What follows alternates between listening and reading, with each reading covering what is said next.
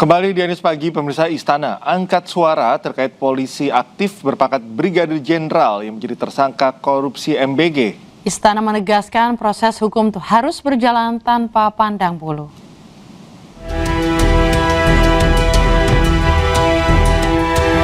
Satu orang polisi aktif berpangkat Brigadir Jenderal disebut Kejagung sebagai tersangka korupsi MBG.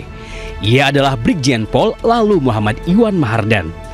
Iwan terlibat dalam proses jual beli food tray atau ompreng yang ternyata menyalahi aturan. Istana angkat suara. Kepala Badan Komunikasi Pemerintahan Muhammad Kodari menyebut walaupun berpangkat jenderal, namun proses hukum terhadap Iwan harus tetap berjalan tanpa pandang bulu. Kodari juga menyerahkan seluruh proses hukum kepada Kejagung. Kalau bicara aspek hukum, tentu semua harus kembali kepada aparat penegak hukum. Dan yang sedang memproses sekarang adalah kejaksaan. Dan seperti dikatakan oleh Bapak Presiden bahwa hukum sekarang ditegakkan tanpa pandang bulu, apapun latar belakangnya. Jadi sebetulnya siapapun dimintakan pertanggungjawabannya sesuai dengan posisi dan pos yang sedang ditempati.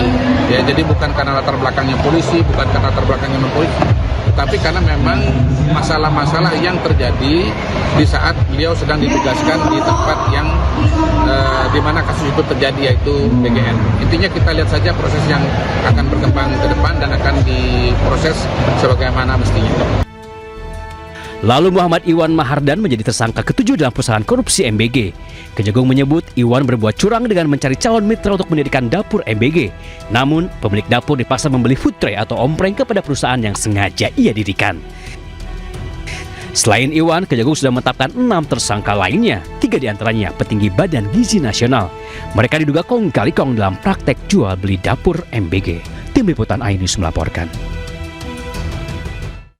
Sebelumnya, 7 orang telah ditetapkan sebagai tersangka korupsi MBG. Yang terakhir adalah polisi aktif berpangkat Brigadir Jenderal. Koordinator Maki Boyamin Saiman menyebut tersangka korupsi MBG bisa terus bertambah.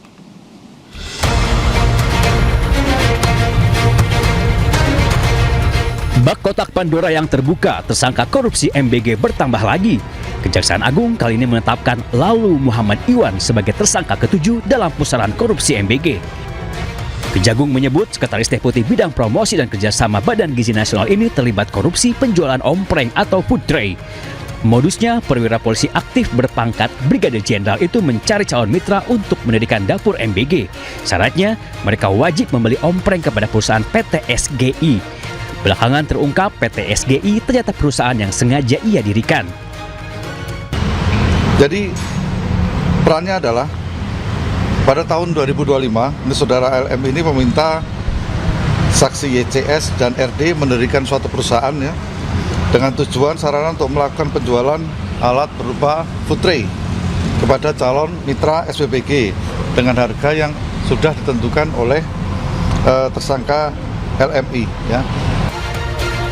Walaupun sudah menetapkan 7 orang tersangka, Ketua Masyarakat Anti Korupsi Boyamin Saiman menyebut jumlah tersangka korupsi MBG kemungkinan akan bertambah.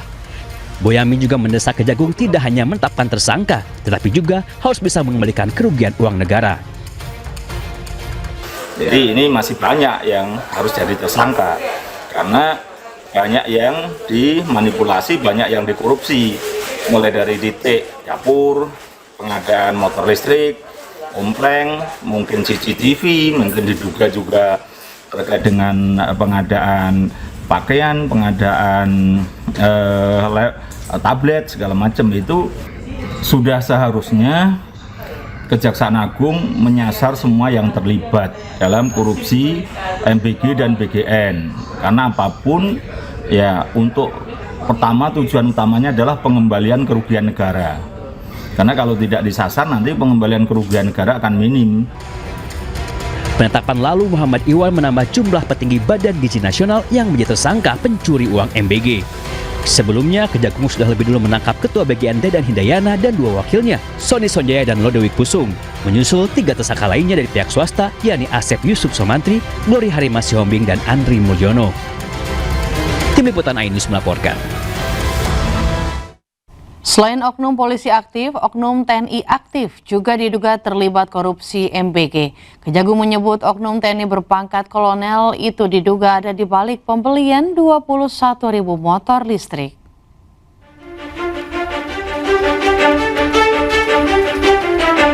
Setelah Kejagung menetapkan polisi aktif berpangkat Brigadir Jenderal Lalu Muhammad Iwan sebagai tersangka korupsi MBG, Korps Adiaksa menyebut ada dugaan keterlibatan oknum anggota TNI aktif dalam pusaran korupsi MBG. Kejagung menyebut oknum TNI berpangkat kolonel itu berinisial BU. Di dalam tubuh Badan Gizi Nasional, BU memiliki jabatan ganda, yakni sebagai Sekretaris Deputi Bidang Penyediaan dan Penyaluran dan Pejabat Pembuat Komitmen atau PPK.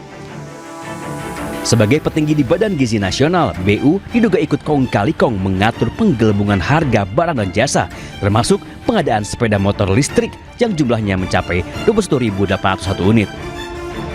Walaupun sudah menemukan keterlibatan oknum TNI, namun Kejagung tidak bisa serta-merta memproses BU karena masih berstatus TNI aktif. Penanganan terhadap oknum tersebut, yaitu saudara BU, itu dilaksanakan secara koneksitas bersama dengan penyidik pada Jaksa Agung Muda Militer. Jadi perkara itu termasuk sepeda motor ya, pengadaan sepeda motor itu karena ada keterlibatan oknum TNI aktif. Mendengar anggota yang diduga terlibat korupsi MBG, Mabes TNI langsung buka suara. Kapuspen TNI Brigjen Muhammad Nas menyebut terkait masalah BU akan berkoordinasi dengan Kejagung. Jika terbukti korupsi, maka BU akan ditindaklanjuti sesuai ketentuan hukum. Dalam lingkaran korupsi MBG, Kejagung telah menetapkan 7 orang tersangka, 4 orang petinggi Badan Gizi Nasional, 3 lainnya dari pihak swasta. Tim Liputan Ainus melaporkan.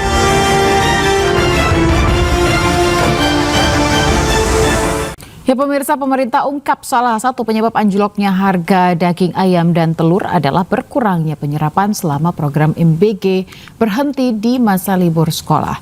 Kini Kemendak tengah berupaya mencari pembeli dari Singapura dan meminta hotel, restoran, kafe untuk tingkatkan penyerapan telur dan daging ayam.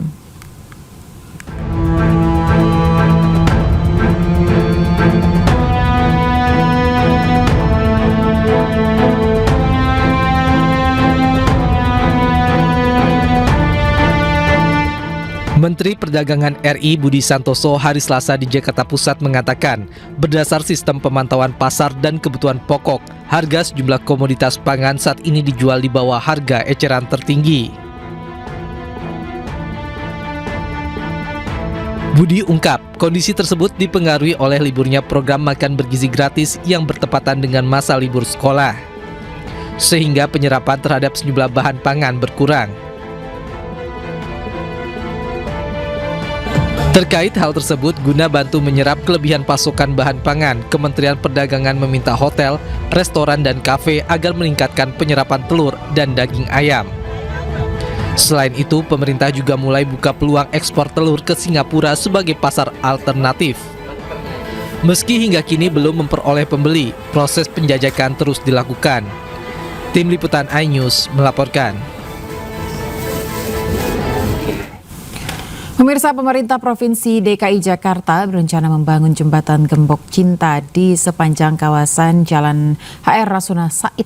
Langkah ini dilakukan untuk menghidupkan dan mempercantik ruang publik di Jakarta. Lalu seperti